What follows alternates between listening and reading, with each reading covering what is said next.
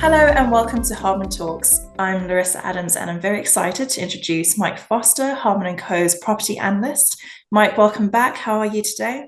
Hi, very nice to have another talk with you.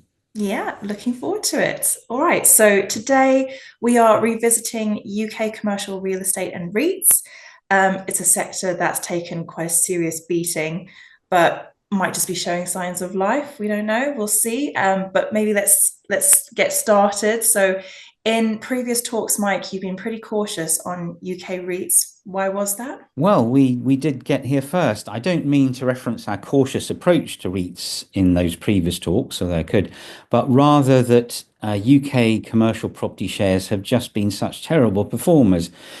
If you look at the charts for names like British Land or Segro, the leaders, they've been losing investors' money well before the so-called orange crash of the past month.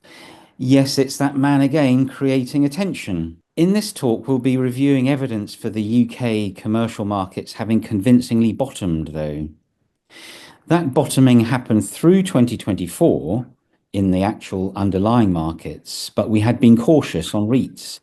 In our first talk of 2024, we confirmed this wasn't because REITs were particularly expensive, but rather because the past performance had been so bad that they needed to become cheap, not just not expensive. And now they have. Cheap through their dogged, steady share price falls below the point in 2024 where they were fair value. Cheap, yes, but in a way, so what? Right, right. So, what was the turning point exactly? What's changed now that makes the story different? Well, we believe there was a big trigger in very recent weeks, and it came courtesy of the President of the United States. What we saw was the Besant put, his effectively Chancellor of the Exchequer.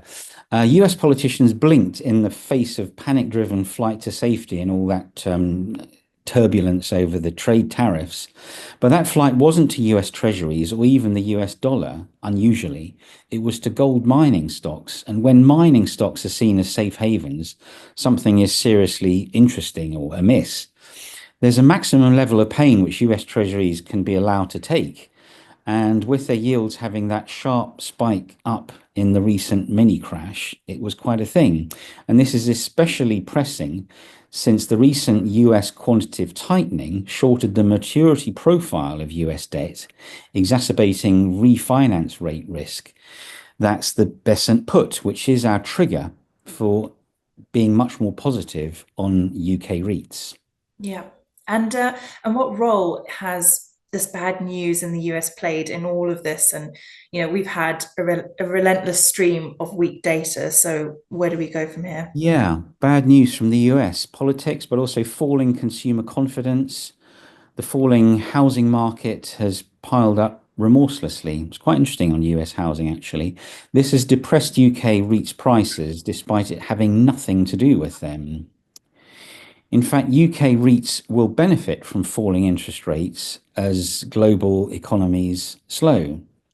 This chart is showing how bad they've been. Plus, they've got that Besant put behind them, meaning politicians will throw kitchen sinks to keep long bond yields from rising. Political kitchen sinks will be found to throw at getting those yields, if not down, then at least not rising. And that's that man again. The president may not be worried about the Dow, but he is worried about bonds. He even cited them as the reason for easing the tariffs or kind of, half reversing them. Falling interest rates help REITs. And now that historically high discount to NAV in the REIT share prices starts to become a real attraction. Even if we hit a recession, asset values and rents are unlikely to fall in the UK commercial sector. Rents have turned the corner, and we'll talk about that. Supply of quality space is restricted, and we might even see inflation picking up a bit, which would also support rents further, actually. Mm. Right. Okay. So you've talked about evidence that the REITs don't reflect what's happening on the ground in property. So can you walk us through that disconnect? Absolutely. While UK and other jurisdiction REITs have been falling and got the chance to prove that, the underlying property markets have been improving. Market values, rents, occupancy, development pipelines, they all point to a pretty solid foundation. So why the caution recently? Well, things got too excited too quickly. The tariff situation, public sector cutbacks, volatility in the US dollar.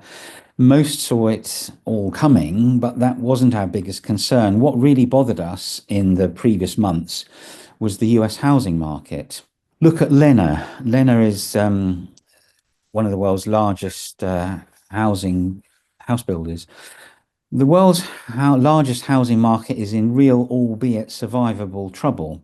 Every major US house builder has issued major downgrades since last autumn, and sentiment in the US does matter. It has been washing across. You could see it on Wall Street, in recent weeks. So even though UK commercial markets are robust, it's been wise to flag the US housing weakness, that Lennar chart that we showed you, and also the global trade issues. It's all been out there for a while, just now hitting the headlines and, causing real share price falls. Yes. Okay. So I think maybe let's pivot a little bit and zoom out to look at the macro. So you mentioned quantitative tightening. Where are we in that cycle and why does this matter exactly? The bad news is out there and the flight to quality is on. Credit spreads in this chart show it. 2 years ago, we had euphoria, but that's washed out, and central banks, including the Fed and our own Bank of England, responded by that quantitative tightening. That included the chart bump that you can see here.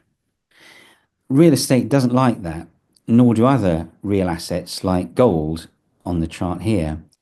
But now quantitative tightening has come and gone. Gold has rocketed, and crucially, UK commercial property rents and values have bottomed, even if the US housing market may still be wobbly. Despite all this, REITs haven't responded yet, but we're seeing the whites of their eyes. We've shown before that REITs weren't expensive to underlying assets, but it wasn't compelling then because QT hadn't ended. Now it has. So, if we demonstrate the robustness of the UK commercial market, we believe this is a true turning point. Mm. So what's the current picture for UK commercial real estate sector by sector? Yeah, let's start with retail. Once the weakest and still, sort of pretty much on the back foot. But after a long decline from 2018 to 2023, retail rental values started rising in 2022. Retail parks have been climbing steadily, up 2.3% in the year to February 25. High street rents bottomed in May 23. Office downsizing is done, bar London Docklands. The RICS UK commercial property survey showed plus 3% on office demand in the fourth quarter of 24, down from plus 7% in the second quarter, but still positive. London office rents are ticking up slightly, more so in agents' new letting experience, as noted in the EFT about a month ago. MSCI data has regional office rents up 2.6% year on year to February 2025.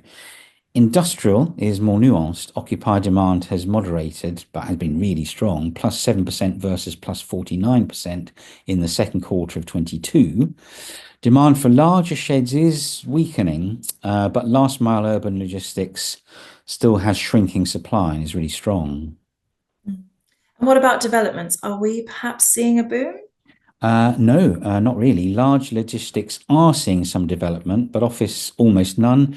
Retail only the brave are building. Student housing is limited outside London. Hotels are strong with great RevPAR, so a bit of development there, but overall development is well below trend. Interestingly, the UK's build to rent boom, residential, is fading, except where house builders are selling stock to US hedge funds for rental. In London, CBRE data shows that historically 74% of new office space was new builds, 26% refurbishments. The current pipeline is only 58% new builds, the rest refurb. And with the April 2027 EPC environmental performance certificate D deadline approaching, two-thirds of existing office stock is pretty much obsolete. Only a third of leases expiring between 2023 and 2027 have an EPC of C or better, which is the mandated level. Mm. So we've got the fundamentals that are improving, but what exactly do the numbers say? What are they pointing to? Yeah, so here's a chart of UK commercial real rent inflation. So that's not actual prices, it's the adjusted for CPI. The CBRE monthly index shows December 2024 had a total return, that's rents and capital changes, of 1.1% in that month, the highest month in 2024. For the full year, 2024 returned 7.7%, better than 2023 and better than 2022, and better than the 7.2% average since 2000. Capital values rose 1.8%, rental values 2.9%. In December alone, retail capital values rose 0.7%.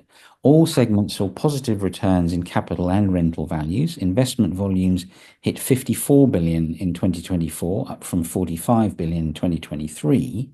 Of that, 13.6 billion came from the US, more than double the previous year. January through March 2025 also posted solid total returns, though modest, around 0.6 to 0.8% monthly. So just rounding our thoughts up a little bit. So last year you said REITs trading at average discounts to NAV didn't feel compelling. Has that changed? It has, yeah. We were worried last year that REITs being at historic average discounts wasn't good enough. Now they're below cheap. The US situation remains grim, actually, in the market. Major housing developers are issuing stark warnings.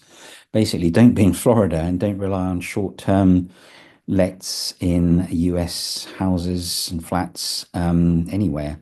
Really don't. But the bad news is now fully out there, I believe.